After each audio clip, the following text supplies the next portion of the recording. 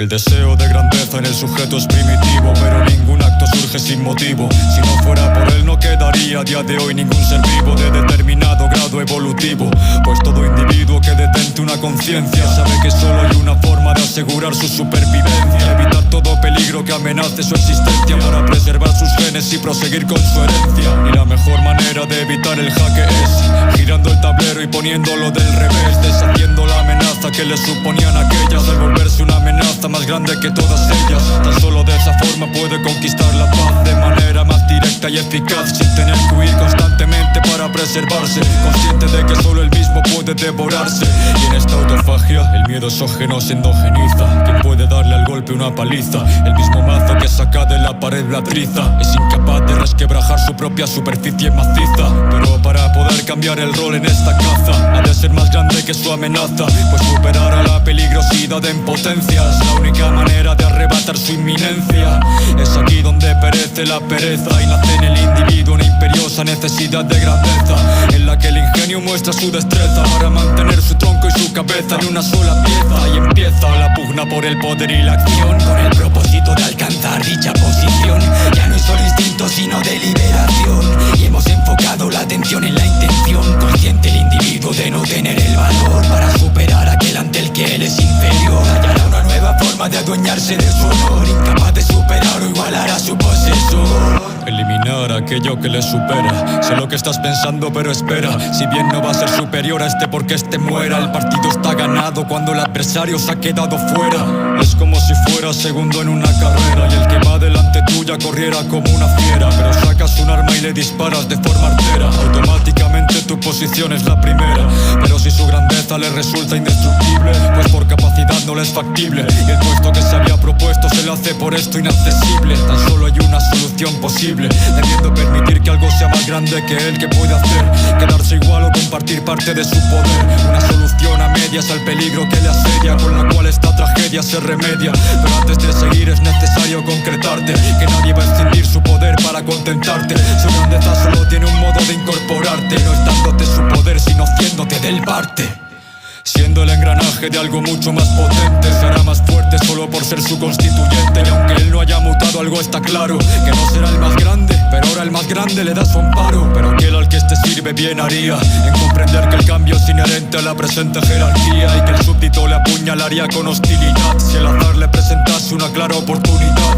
Existe una cuarta opción, aunque muy poco frecuente, consistente en desistir incluso de asistir al fuerte, en abandonar la lucha con la muerte, anticiparse y darse por muerto antes de que lo cante la suerte. La lucha por la máxima grandeza es la misión de todo sistema que se niega a su eliminación, y las tres formas en orden de hacerse con ellas son asunción, aniquilación y colaboración. El instinto de conservación y su conversación nos explica con su origen primigenio la ambición, deja incluso expuesta la respuesta de nuestra obsesión por esta competencia y deseo de dominación. Si hasta de niños lo exteriorizamos en el juego, pero dejemos dichas deducciones para luego. Les diré a partir de qué coordenadas navego, así comprenderán por dónde llego. Sabiendo esta primitiva mecánica biológica, hagamos una extrapolación lógica, pues aunque nuestra civilización sea tecnológica, seguimos impulsados por la misma programación psicológica. El humano es un animal perturbado, pero nada ha dejado de ser, solo ha cambiado. Se impuso la sociedad con sus leyes y su estado, y la costumbre desacostumbró lo acostumbrado. En esta línea temporal que todo lo computa, nada perece ni aparece, tan solo muta. Todo ser conserva lo sido, una cosa es que no lo veas y otra que creas que se ha suprimido. Pero no se han ido, solo se han movido. ¿Crees que una melodía deja de sonar porque la embarre el ruido? Pues para estar no es necesario ser percibido. Nadie se calla por más que te tapes los oídos. La amenaza ya no nos acosa con la antaña urgencia, pues la muerte se ha alejado, pero no la competencia. Y aunque no del mismo modo se da la misma violencia, su presencia no hace más que modernizar su apariencia. Pero ya no nos persiguen peligros tan manifiestos, y nuestra vida no depende de la evasión de estos. Ahora el tamaño corporal no asegura un puesto, ni hay que saber pelear para parecer más apuesto. El mundo fenoménico ha perdido realidad a ojos del sujeto, sujeto a su subjetividad. Su única verdad es que no hay verdad, solo libertad, para que cada uno se haga con la suya voluntad. En el contexto fiduciario de la sociedad, donde todos son constructos, creencia y arbitrariedad, confiamos bajo conveniencia, esencia del sentido, consentimos ser puntos de costura en su tejido. Las cosas no son como son, sino como las creas. El El mundo material sirve de lienzo a las ideas. Lo cierto es que mi realidad da forma a lo que pienso, y en cierto modo se transforma en función de un consenso. Pues a dicha adecuación soy propenso. No hay modo de salir realmente de este bosque denso. Mientras sopeso ingreso en un debate interno tenso, y el punto final se hace suspensivo en mi suspenso. Se expresa de tantas formas la grandeza hoy en día, que no hablaría de una en general sino una mía. Cada sujeto encuentra su propia categoría y toma elección su posición en la jerarquía. Nunca te has parado a pensar de forma reflexiva sobre el extraño éxito de la caza furtiva. Analicemos este hecho de manera objetiva, sin dejarnos llevar por la moral o la diatriba. Piensa si no es merced de una emoción convulsa que les impulsa a cometer tal acto sin repulsa. A todo aquel que quiera conocer su especie ruego que no le pregunte al historiador sino a su ego. ¿A qué se debe que tras este acto cobarde se pose junto al animal difunto con alarde e inmortalice su asesinato como una hazaña mayor que la de aplastar una araña? Porque no les vale un animal cualquiera, sino uno que les supere en tamaño, que sea la más grande fiera. Matar a la bestia solo es respuesta al hecho de sentirse superado en algún aspecto por esta. Jirafas y elefantes al final pueden ser una muestra de nuestra inferioridad corporal para aquel que lo conciba como tal, aunque ni siquiera sea consciente de lo expuesto en este recital. Es que nadie se ha cuestionado la envidia del hecho de sentirse superado por otro que le fastidia. Incluso su eliminación le alivia. La fuerza del toro tan solo puede ser superada en la lidia, por medio de argumentos que lanzará en detrimento del sujeto objeto de su movimiento. Ya se haga de forma mental o verbal es indiferente, así como si su ataque se da por detrás o de frente. Tratará de destituir su grandeza de dos maneras, mediante una crítica exteriorizada es la primera, por medio de esta agresión tan directa y evidente. Intentará dañarle y degradarle socialmente, pero si se demuestra inútil su burda ofensiva, sabiéndose incapaz de hacerle una merma objetiva, llevará a la imaginación su diatriba, el único lugar que le procure una ventaja decisiva. Pues no hay escenario más conveniente que aquel en el que se es omnipotente como les da propiamente. De modo que en esta lucha ocurrente el ser consciente hará lo posible por rebajar a su oponente, haciendo un hábil uso de lo dicho. Intentará reducir mentalmente la virtud del susodicho, convirtiéndolo así en una versión debilitada que le convendrá mantener maniatada. Por medio de este insistente diálogo interno tratará de autoengañarse hasta el punto de negar lo que ve, hasta que lo consiga y la subjetividad venza o pierda y renuncia a su artimaña con vergüenza. Existen muchas grandezas que no se pueden negar, ideas que hay mentes incapaces de superar, obligándolas a asumir que se encuentran por encima, porque hay hechos que no son rebatibles por la autoestima. Y aunque intente una aniquilación mental en el presente y por medio de esta se llegue a una victoria aparente, el deseo de su exterminio material sigue latente, pues su estatus no es reconocido por su subconsciente, por lo que no va a dudar en dar el paso cuando la contingencia lo permita en todo caso, haciendo las condiciones favorables y más o menos no exista ninguna probabilidad de fracaso. La aniquilación consiste en una acción desesperada que solo aspira a cambiar el entorno en el que se nada, pero en el sujeto nada es una medida precaria, una forma de hacerse con el poder rudimentaria, que durará lo mismo que una torre en un seísmo. Cuando venga alguien más apto y lo condene al ostracismo, corre dentro de una rueda el vulgar aniquilador, que incluso cuando gana sigue siendo un perdedor, pues solo alcanza la grandeza de una forma obscena, por medio de la destrucción de la virtud ajena. Pero el mismo inepto sigue habitando bajo su piel, por más que destruya todo lo que sea mayor que él.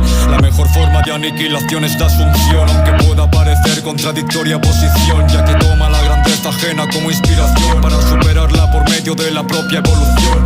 Así el individuo medrante se fortalece, pues no solo la fortuna de la asunción le enriquece, se abastecerá de todo superior que se aparezca, y jamás de los jamases deseará que este perezca, pues no persigue su título sino su poder, el cual tiene pretensiones de absorber. Qué absurdo sería a su parecer hacerlo desaparecer y debilitarse con este irracional proceder. Por tanto, para que nadie se confunda, hay dos formas de llegar a la asunción y esta última es la segunda. La vía negativa, hacerse un supresor obseso, y la positiva, hacer de toda amenaza un progreso. Si nada de esto es factible, quedará la última opción, a la cual versos atrás hizo aclaración y mención, pero puede que al oyente le ahuyente su comprensión y que en forma de duda emerja la siguiente objeción.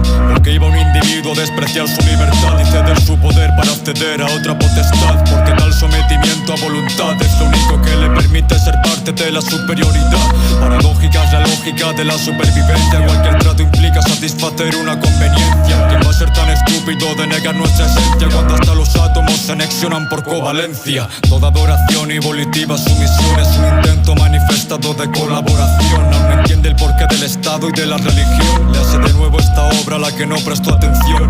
Con una pregunta podemos verlo: ¿serías Dios si pudieras o serías tan bobo de negarte a serlo? No hay más que frustración bajo esa artera adoración que cesaría si se te permitiera su sustitución.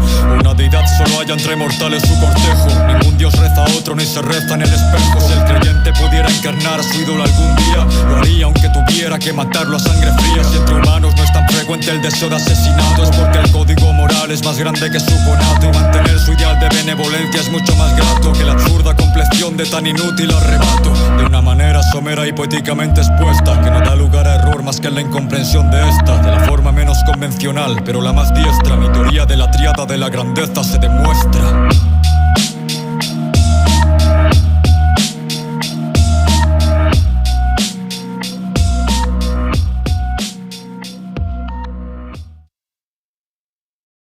El deseo de grandeza del humano surge como un mecanismo racional para preservarse como conjunción orgánica viva y consciente.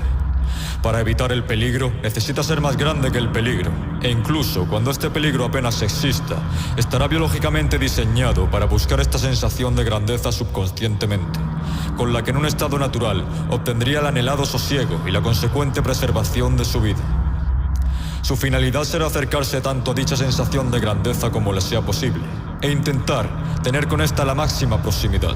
En caso de no poder adquirir la grandeza absoluta, que supondría la disminución de toda amenaza, deberá permitir la existencia de una amenaza mayor y constante, que acabaría conduciéndole a la muerte, o bien buscar la forma de someterse a ella.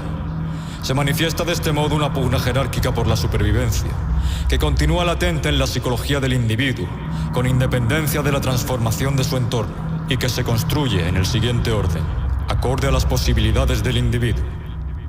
La primera posibilidad de obtener la grandeza es mediante la asunción, en la que el individuo ocupa directamente el puesto de grandeza absoluta. Esta ocupación puede ser fáctica o de carácter subjetivo, pues el objeto real del deseo de grandeza es encontrar una sensación, lo sepa o no el individuo.